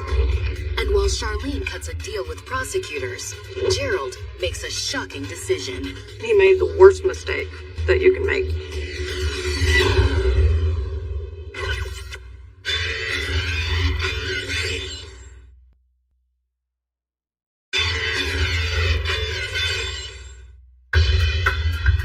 When Charlene Williams met Gerald Gallego, Gallego in 1977, she knew she'd found the love of her life. And to prove her dedication, she indulged his darkest sexual desires. But Gerald's sadistic sex games quickly escalated to murder, and it appeared Charlene had been his willing accomplice. They're picking up teenage girls, raping them, killing them, and then moving on to the next batch of territory. In November of 1980, police had finally arrested the couple, and prosecutors were planning on seeking the death penalty against both Gerald and Charlene. But Charlene had just shocked authorities by revealing she was pregnant, which left prosecutors scrambling to change their plans. She used this leverage to cut a deal for herself. In exchange for her testimony, Charlene would not be charged for the killings in California.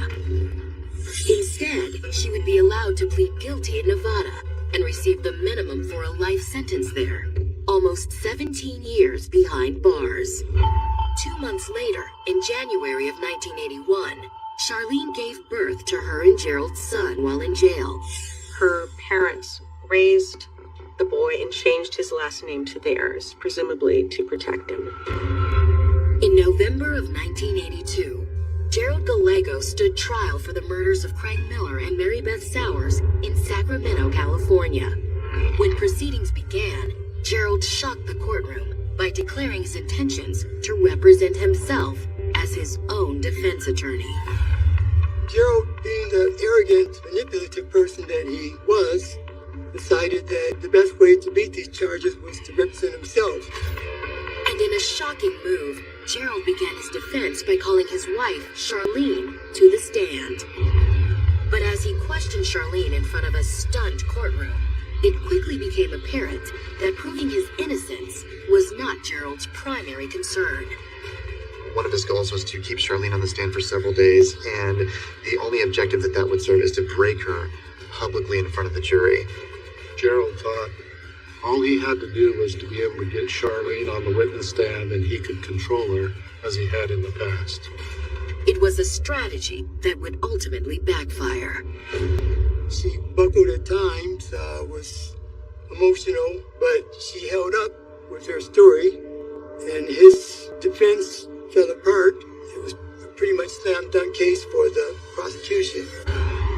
He ended up in his closing statement telling the jury that they would just have to accept his word, basically, that he was not guilty. The jury decided to go with the evidence instead and convicted Gerald on 2 counts of first-degree murder. Eventually, somebody had to point out to him, you didn't do yourself much good representing yourself, and he was given the death penalty. On May 23, 1984, Gerald was tried in Nevada for the murders of Stacy Redican, Karen Twiggs, Linda Judd, and Sandra Colley. It took the jury only 2.5 hours to return a guilty verdict. He was sentenced to death, and he achieved the distinction of being sentenced to death in 2 different states at one time. After receiving his second death sentence, Gerald was allowed to address the court. He didn't hide his indignation with the jury's decision. What you people done to me is wrong. You sentenced me to death with no damn evidence at all.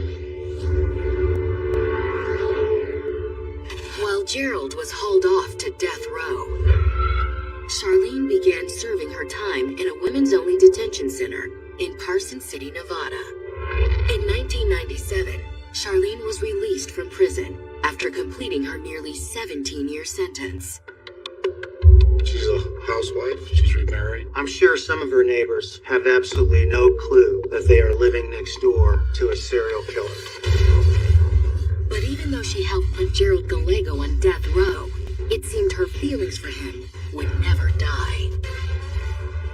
Ironically, Charlene has taken on the new first name of Mary, which is the same name as Gerald's oldest daughter, who he abused from the age of 6 to the age of 14. In Charlene's mind, this may be some way that she is keeping a connection to Gerald and their criminal past. She's saying, Gerald, I'm here for you forever. No matter what, I'll never leave you. And you'll never leave me.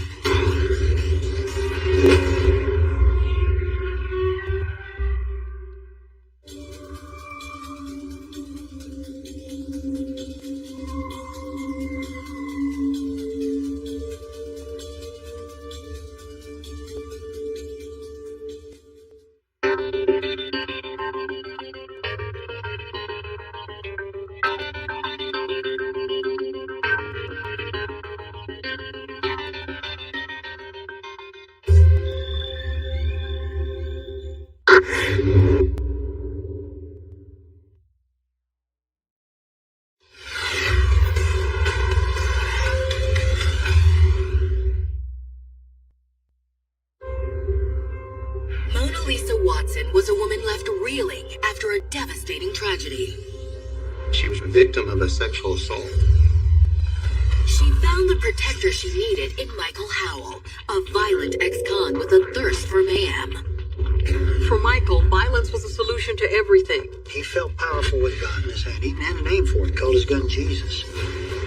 Their obsession for each other seemed only matched by their addiction for intense sex, hard drugs, and a strange fixation for a particular movie.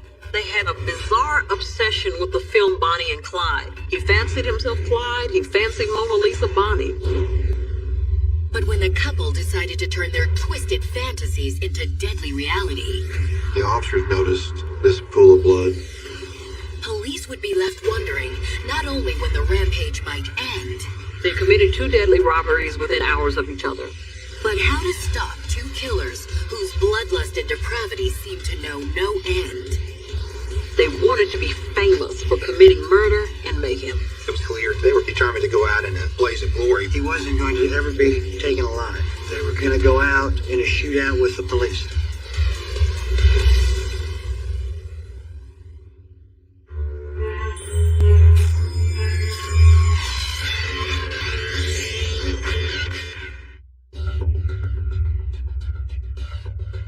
November 1st, 1987, Memphis, Tennessee. It was just after midnight when a motorist stopped to fill up at a gas station east of downtown. The customer came in and there was no clerk. The motorist waited at the counter, expecting the clerk to return any moment. When it was clear no one was coming, he began looking around the store, and behind the counter, he made a horrifying discovery. The clerk's lifeless body. He was in a crumpled position behind the counter. He was lying in a pool of blood. The motorist immediately called 911. Police arrived within minutes. One look at the victim told officers there was no need to call EMTs. He had been shot and it was clear he was dead. But the bullet wound wasn't the only thing that was obvious to the police. The door of the cash register was open. He was clearly the victim of a random armed robbery. But as the investigation began to unfold, it would become clear this murder wasn't your standard issue street crime. Rather, it was the first in a shocking and cold-blooded series of events. And when the authorities ultimately tracked down who was responsible, it would lay bare a terrifying crime wave that would reverberate far beyond Memphis's streets and be felt on a national scale.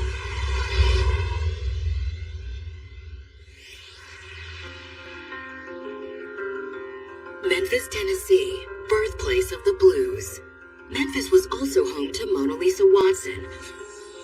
Born in 1960, Mona Lisa grew up in the suburbs north of town. But her childhood was far from ideal. She didn't have a real stable life, home style. From the beginning, Mona's life was filled with dysfunction, leaving young Mona with little direction in life and very low self-esteem.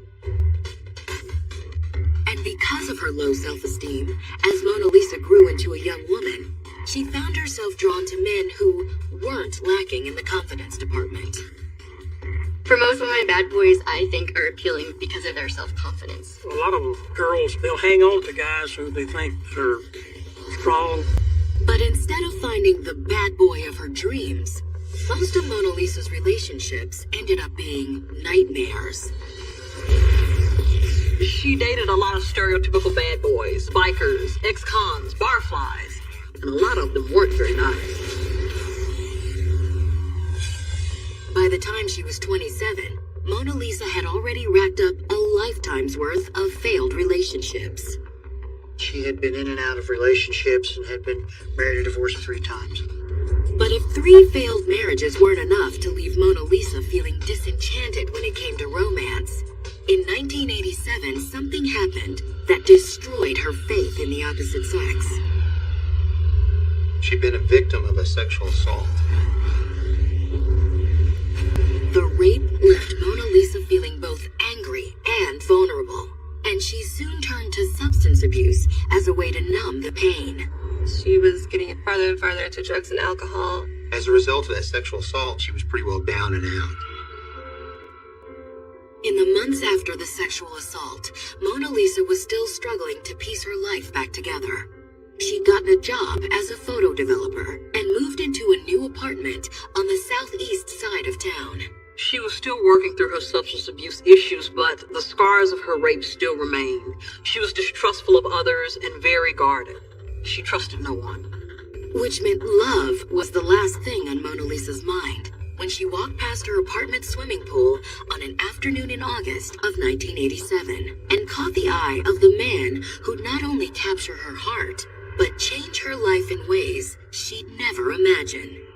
28-year-old Michael Howell. Michael Howell sees this cute blonde walk by him at the pool, and he decides she's what he wants. And Michael Howell is the kind of guy that's used to getting what he wants. Born in 1959, Michael was also a native of Memphis. And like Mona Lisa, he'd also had a turbulent childhood. Michael Howell grew up one of 9 children. He grew up in poverty without a lot of possessions. Poverty wasn't the only obstacle Michael faced as a young man. A poor student, Michael was placed in special ed classes and became the object of ridicule by his peers. Being in special ed classes can be difficult. You do get teased in school. People make fun of you. But as Michael grew older, he also grew bigger. And Michael soon found out that his ability to tower over his peers made up for the fact that he couldn't outwit them. People become scared of you, and then you can get your way just by using that intimidation tactic.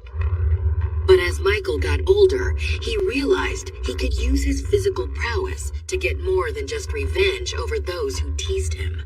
You turn to what you know, and that is intimidating people or using violence to get what you want. He starts drifting into crime and drug usage. But Michael proved more adept at committing crimes than evading authorities. By the time he was 25, he had already been arrested and jailed 6 times for various offenses. He spent some jail stints in Memphis for violent acts of aggravated assault and battery, weapons charges, robbery. The short jail terms, though, weren't enough to dissuade Michael's criminal ambitions. And whenever he got out of county lockup, he'd pick up his criminal career wherever it had left off. That is until November 12, 1980, when Michael robbed a hotel in Wyoming at gunpoint. Michael was arrested. And this time, instead of a short jail stint, he was sentenced to hard time. He ended up doing 8 years in a federal penitentiary. Upon his release from prison, Michael decided he needed to curb his rowdy ways. And the now 28-year-old attempted to lead a conventional and law-abiding life by working construction. The job gave Michael a sense of pride and self-worth, and he was able to save up enough money to get a small apartment on Memphis's southeast side. And it was on an afternoon in August of 1987, while Michael was enjoying his new apartment swimming pool, that he first spotted fellow resident Mona Lisa Watson. He sees this cute blonde walking past, and he chases after her, like a predator chasing prey, because those were the terms that Michael Howell thought in. Michael tried to flirt with Mona Lisa, but she immediately brushed off his advances.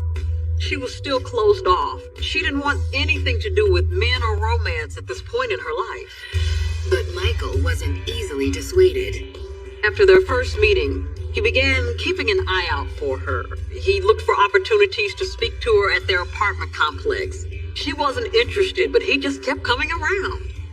Michael's persistence eventually charmed Mona Lisa to a point where she began to open up. And it didn't take her long to figure out she and Michael had more in common than living in the same apartment complex. They had similar backgrounds. They were both hurt as kids. They had some sort of emotional attachment based upon their upbringing and the things that they had endured and suffered through their youth. And as the couple grew closer, Mona Lisa began to realize that being friends with Michael came with certain benefits. He was a strong man. He had survived prison for 8 years. He was able to intimidate people. She was looking for someone to protect her. Once Mona Lisa started looking at Michael as a muscle-clad guardian angel, she began to finally come around to his romantic advances. And the couple's relationship went from taking it slow to fast and furious. With Michael, Mona Lisa realized she had the protector she had longed for since her assault, while Michael had finally found someone who both loved and needed him unconditionally, despite his rocky past. They loved each other, and she was completely loyal to him. He was completely loyal to her.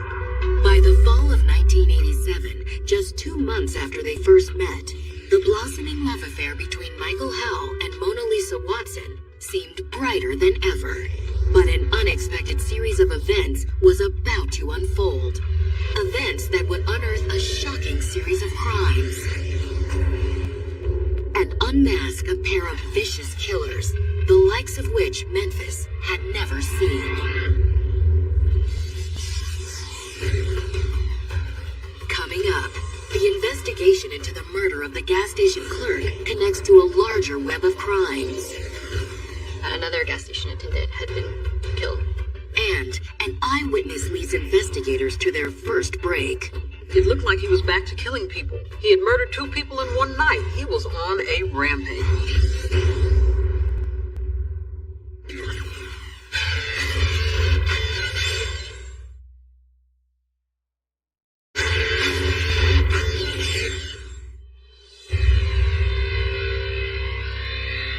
By their late 20s, both Michael Howell and Mona Lisa Watson had endured a lifetime's worth of pain and setbacks, but they had each finally found peace in one another's arms.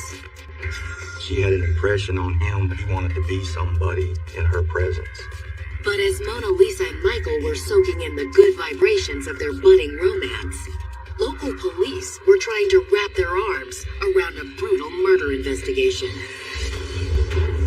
In the early morning hours of November 1st, 1987, Memphis police were called to the scene of a gruesome convenience store shooting. A motorist had entered a gas station to pay for his gas and found the store's clerk lying in a pool of blood. They just shot him cold-blooded and heartless. In addition to the grisly shooting, the store's cash register had been emptied. The police very quickly realized that he had died in a robbery that had gone wrong at the store.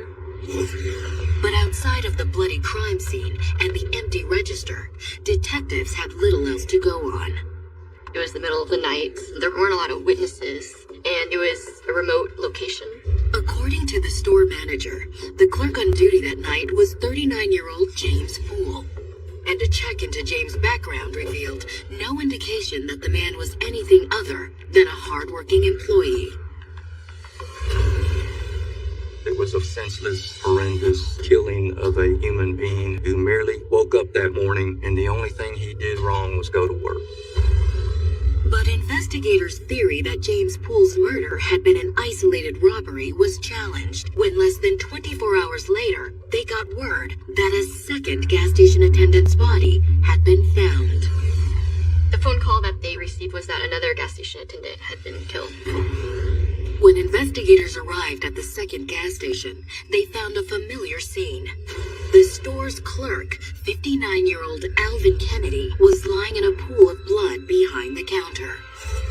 Like James Poole, he too had been killed by a single bullet wound, and the cash register had been cleaned out. They were both convenience stores. They were both late at night, and they were both alone in the store when they were killed. The most important piece of evidence linking the 2 crimes came when the medical examiner was able to determine that the bullets that killed James Poole and Alvin Kennedy were fired from the same gun. To police, it was irrefutable evidence that the same killer was responsible for both murders. It looked like they had a couple of spree killers on their hands.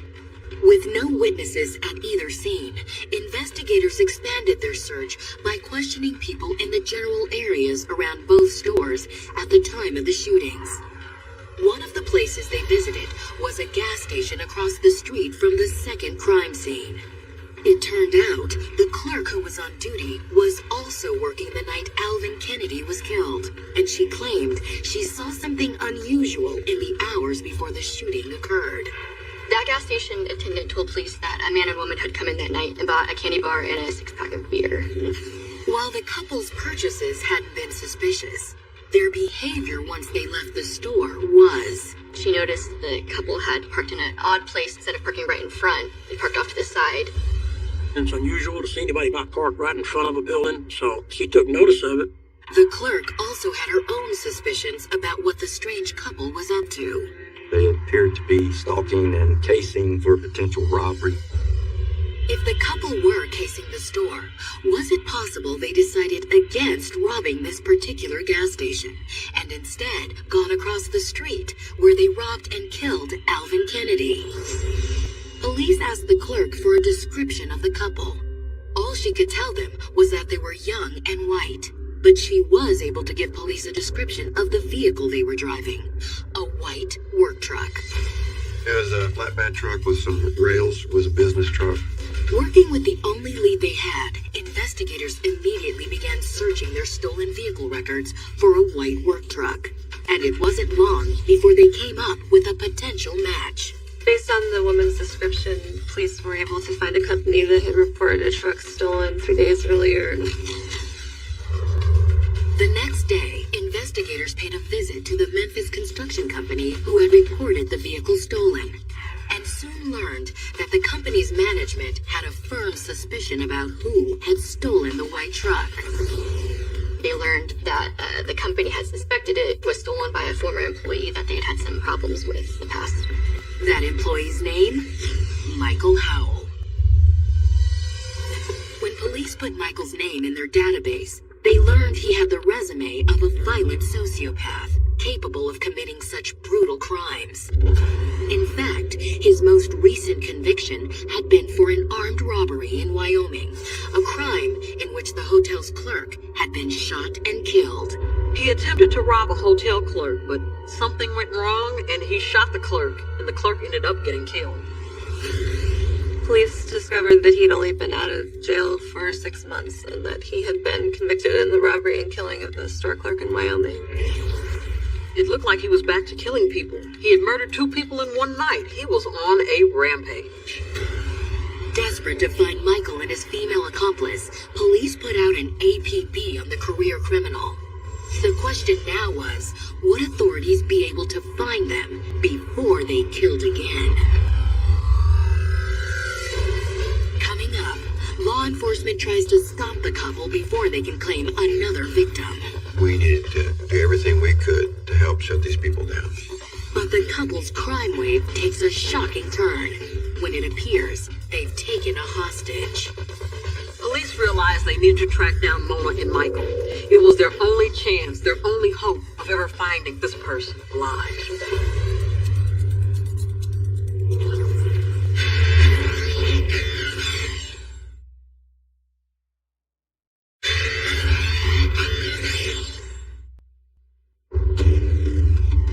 In the fall of 1987, 27-year-old Mona Lisa Watson and her ex-con boyfriend, 28-year-old Michael Howell, were in the throes of a passionate and obsessive romance after meeting 1 month earlier in Memphis, Tennessee.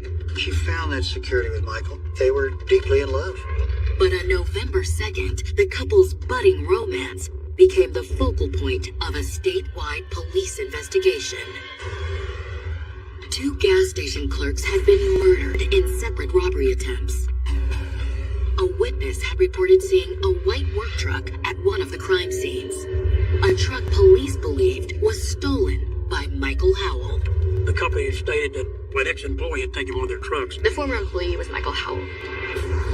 Given his violent history, including a previous murder conviction during an armed robbery, police were convinced Michael was the killer. From witness statements, police also believed that Mona Lisa Watson was with him, and they wondered where the deadly couple might strike next. They committed 2 deadly robberies within hours of each other. What's next? Were they going to go from gas station to gas station, killing everyone in sight? This was a real emergency. Desperate to track the couple down before they could kill again, police issued statewide alerts for both Mona Lisa and Michael and the stolen work truck they were believed to be driving. Police also turned to the couple's friends and family. When investigators spoke with Michael's friends, They described Michael as a violent and paranoid man, whose recent prison stint had left him even more disturbed and teetering on the edge. He was like a powder keg fixing to go off. Michael's friends also told investigators they'd seen a disturbing escalation in Michael's violent and paranoid tendencies since he'd begun dating his new girlfriend, Mona Lisa Watson. According to his friends, not long after they met, Michael tracked down Mona Lisa's rapist in a move he hoped would prove that he was the perfect man for her. He came in, attacked the rapist, beat him up pretty good. For Michael, violence was a solution to everything. So, in his mind, the most romantic gesture he could make to Mona was to assault the man who hurt her. And according to friends, when it came to protecting Mona Lisa, Michael wasn't just relying on his muscles. He'd also taken to brandishing a small caliber handgun. He even had a name for it, called his gun Jesus. This is Smith & Wesson 38 revolver. And whenever someone looked at Mona Lisa the wrong way, Michael had a unique way of warning them that they had crossed the line. He made that statement that he wanted to introduce people to Jesus Christ. It means that he wants to kill people. But that wasn't the most troubling thing police learned. According to some of the couple's friends, Michael and Mona Lisa were rampant drug users. Apparently, Mona Lisa had relapsed into addiction, and the couple's love affair was soon fueled by a toxic mix of cocaine and methamphetamine. You have a violent sociopath with an extremely volatile temper. You add drug use to that, and you've created a ticking time bomb. This is a recipe for disaster. According to those who had been partying with the couple, when Michael and Mona Lisa got high, they began talking about their future plans together. Only those plans didn't exactly involve a white picket fence. Apparently, Michael had a bizarre obsession with the film Bonnie and Clyde. He made a pastime out of watching the film with Mona Lisa. He fancied himself Clyde, he fancied Mona Lisa Bonnie. Strung out on drugs, Michael and Mona Lisa would tell their friends they wanted to embark on a cross-country crime spree, just like the famous couple in the movie. They wanted to make a name for themselves by killing people, just like Bonnie and Clyde. They wanted to be famous for committing murder and mayhem. And just like the movies and real-life versions of Bonnie and Clyde, Michael and Mona Lisa had no intentions of surrendering to police after their crime spree was over. Rather, they told numerous people that they thought there was nothing more romantic than going down together in a hail of bullets. There was some type of pact they had made that they were going to go on this spree and that they were going to go down hard. It was beginning to look like Michael Howell and Mona Lisa Watson had decided to put their dark fantasies into action. But while police had a clearer idea of the couple's deadly intentions, they were no closer to tracking them down. And with Bonnie and Clyde as their role models, investigators knew it was only a matter of time before the couple would kill again. We felt like we had somebody who was eventually going to continue to kill people. But Michael Howell and Mona Lisa Watson had virtually vanished. That is, until November 2nd, when police received a stunning break in the case. It came in the form of a mysterious fire, reported to police almost 500 miles away in Del City, Oklahoma. It was on November 2nd, late evenings, about 10 o'clock at night. I get a phone call. It said that they had a truck fire in this apartment complex. As Del City investigators and fire crews arrived on the scene, they found a burning truck in the parking lot of the apartment complex. To first responders, it was clear that the fire had been intentionally set. But even more suspicious was what investigators spotted several feet from the vehicle. The officers noticed this pool of blood. And as they began examining the pool of blood, police discovered something even more disturbing. Small fragments of skull plus glass, looked like eyeglass. Police put together everything they had found at the crime scene, and they came to the conclusion that someone had been shot in the head. With a victim nowhere in sight, investigators began going door to door at the apartment complex in an attempt to track down the person who'd been shot. And while their search didn't turn up a victim, it did turn up a witness. at least one witness at that time who thought they had heard a gunshot. But that wasn't all. The witness had seen something as well. Two people, white male, white female, saw them actually place the body in the car. And while the witness was unable to give police a detailed description of the couple, she did offer up some details about the car they drove off in. A witness was able to get a partial license plate tag from the car. We didn't have the full description except just a silver car. The partial tag wasn't enough for police to make a match. In the meantime, they turned their attention back to the burned-down truck. Despite the fire damage, investigators were able to recover the vehicle identification number.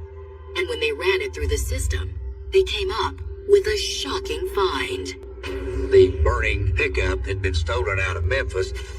It's wanted a vehicle and it's possibly used in a homicide. 2 homicides, in fact. The murders of convenience store clerks 39-year-old James Poole and 59-year-old Alvin Kennedy. It was the truck police believed that Michael Howell and Mona Lisa Watson were driving.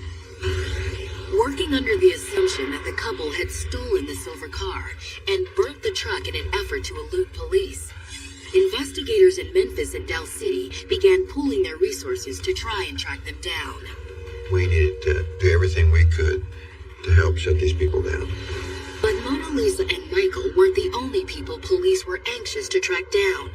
They also needed to find the gunshot victim. We had no real clue who we had for a victim.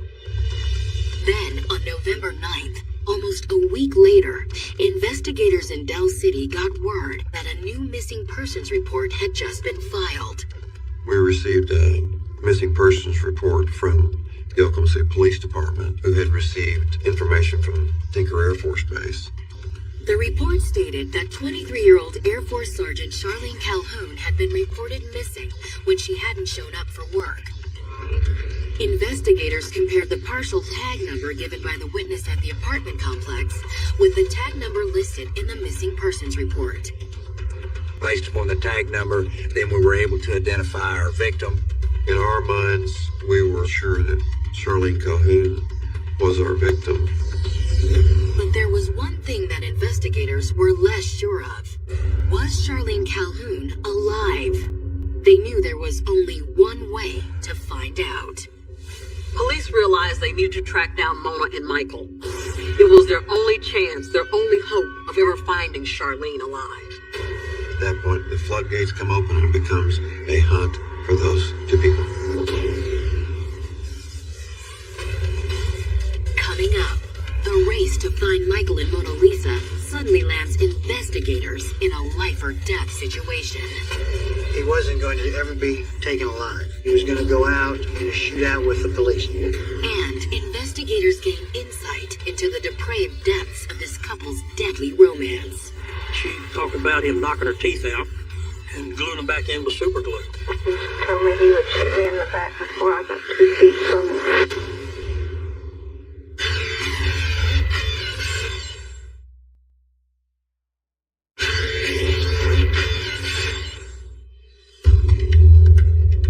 November of 1987 brought sudden turmoil to the fiery romance between 27-year-old Mona Lisa Watson and 28-year-old Michael Howell.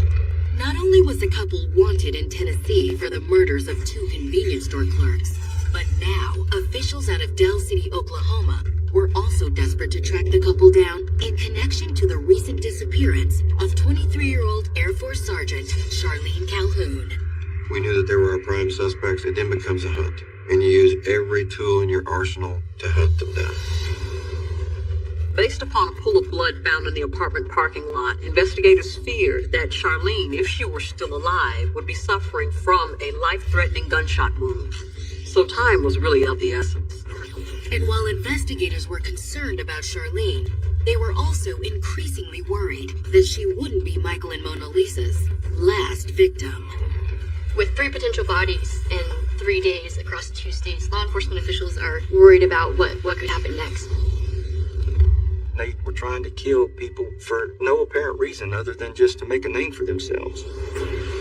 But investigators had no luck tracking down Michael, Mona Lisa, or Charlene Calhoun. That is, until they got a call on November 17th that the body of Charlene Calhoun had just been found at an abandoned trailer by a meter reader on the outskirts of Del City. Based on her injuries, investigators believed that 23-year-old Charlene died instantly from a single small caliber bullet to the head, making her what police now believed to be Mona Lisa and Michael's third victim. She's a good, hard-working sergeant in the Air Force. No reason that she should have died. But finding Charlene hadn't got investigators any closer to Michael and Mona Lisa. Law enforcement have no leads to go off of. There's really nothing they can do. They have to wait for the lead to come to them. Little did they know that that was exactly what was about to happen. On November 29th, a patrol officer in Panama City, Florida, noticed a couple in a silver Toyota Tercel, repeatedly driving by a security guard at a local business and calling out taunts as they passed.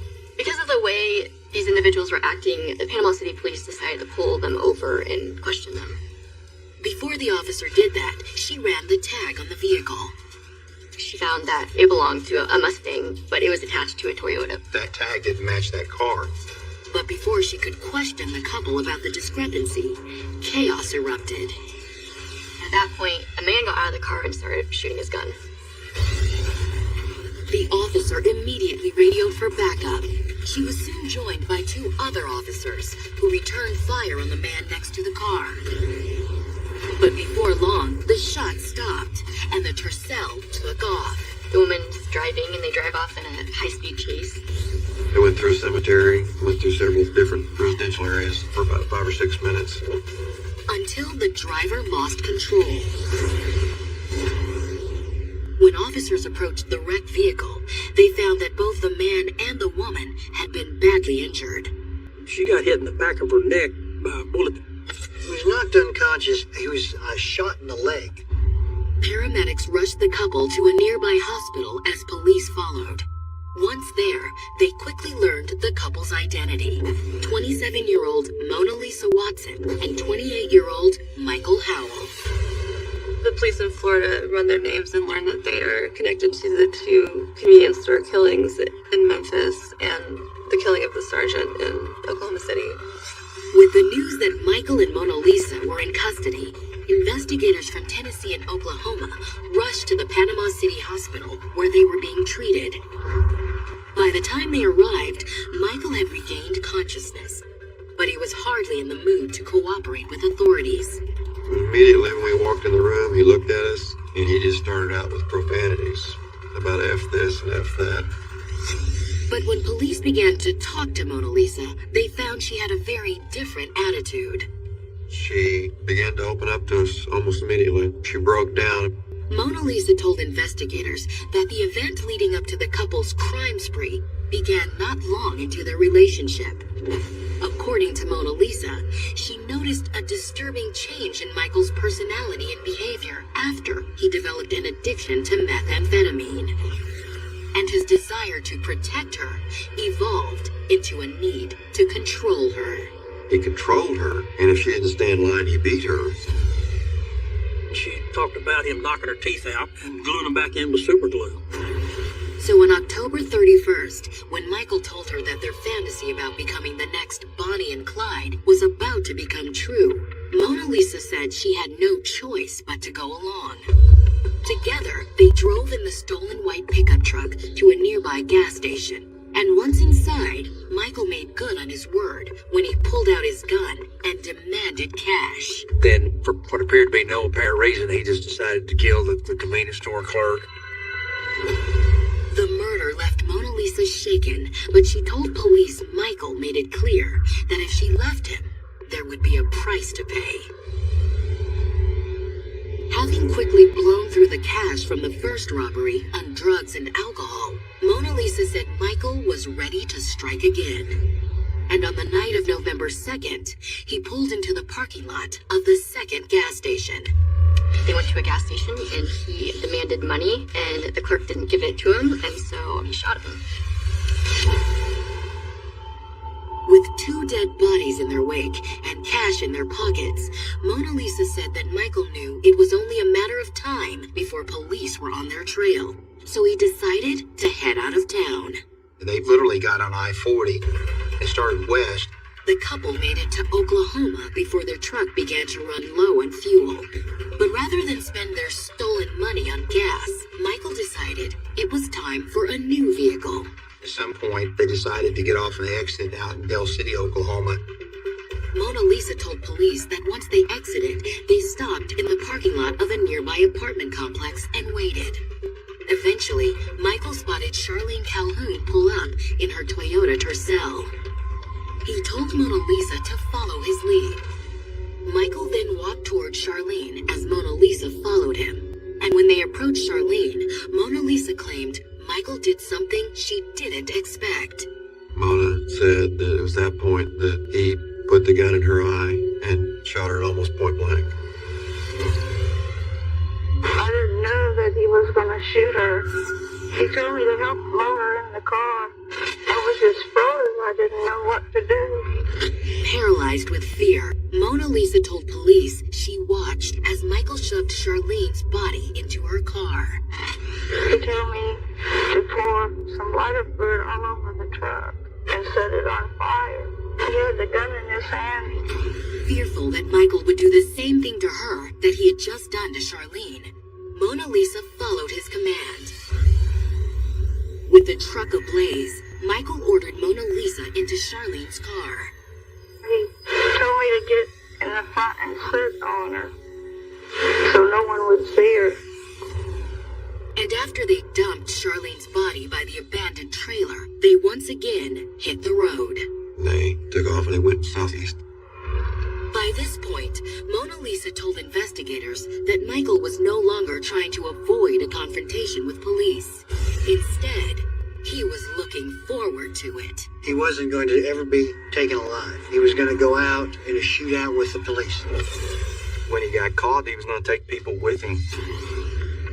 But instead of going down in a blaze of glory, the high-speed chase in Panama City had ended with Michael and Mona Lisa in handcuffs.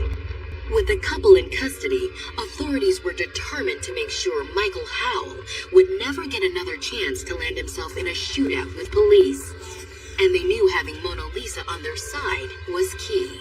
And if we could make some sort of an agreement with Miss Watson to testify against Mr. Howell, then certainly that would enhance our case tremendously. But little did they know, while getting Mona Lisa to talk from her hospital bed had been easy, getting her on the witness stand would prove to be far more difficult. Coming up, prosecutors face an unexpected challenge as the couple's trial draws near. You could tell that they still had feelings for each other. And Michael's defense team unveils a surprising explanation for the couple's crime spree. I knew my life was in danger. She was coming at me with a knife.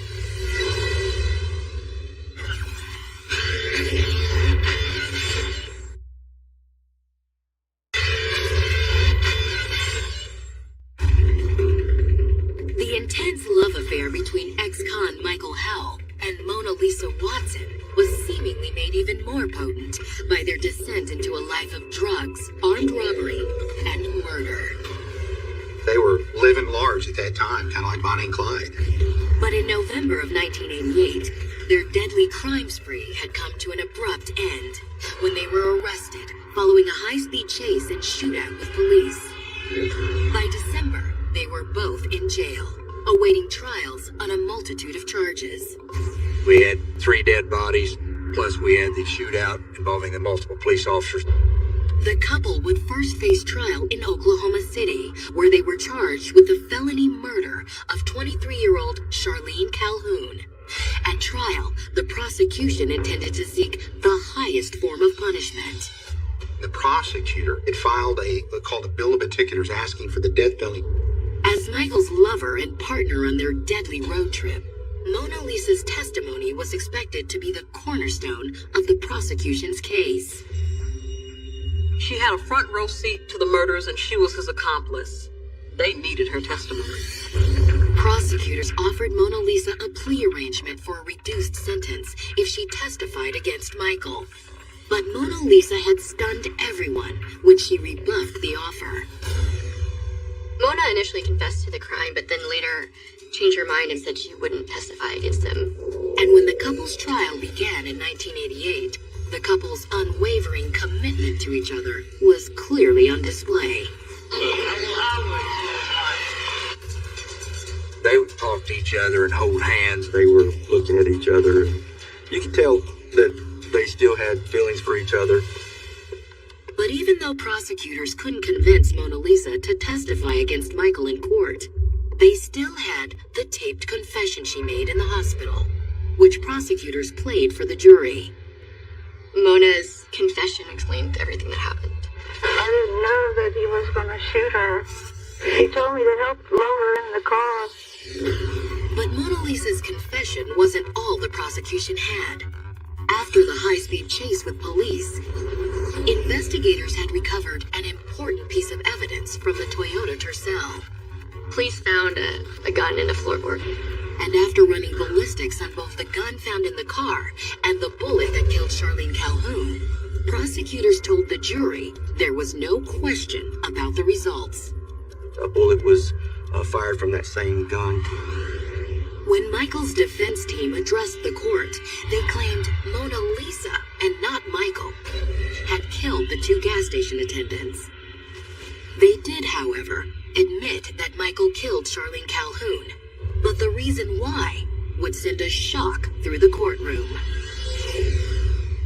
He came up with some wild story about she was some drug dealer and that he was working for some huge cartel and that he'd been sent here to obtain drugs from Miss Calhoun. She had pulled a knife at some point during this alleged drug transaction and that he'd shot her in self-defense. I knew my life was in danger. She was coming at me with a knife. And as I was jumping, I just fired. Boom. Michael's defense was certainly far-fetched, but would the jury buy it? On December 6th, they announced they had reached a verdict. The jury found Michael Wayne Howe guilty of first-degree murder. Based on her own confession to police, the jury also found Mona Lisa Watson guilty of murder.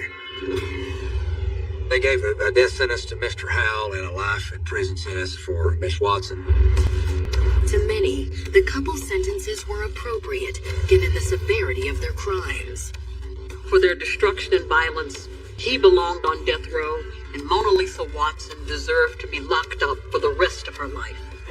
But even though justice may have been served, many can't reconcile just how two impassioned lovers could end up committing such a heinous killing spree. They were heartless and vicious. They were just cold-blooded killers.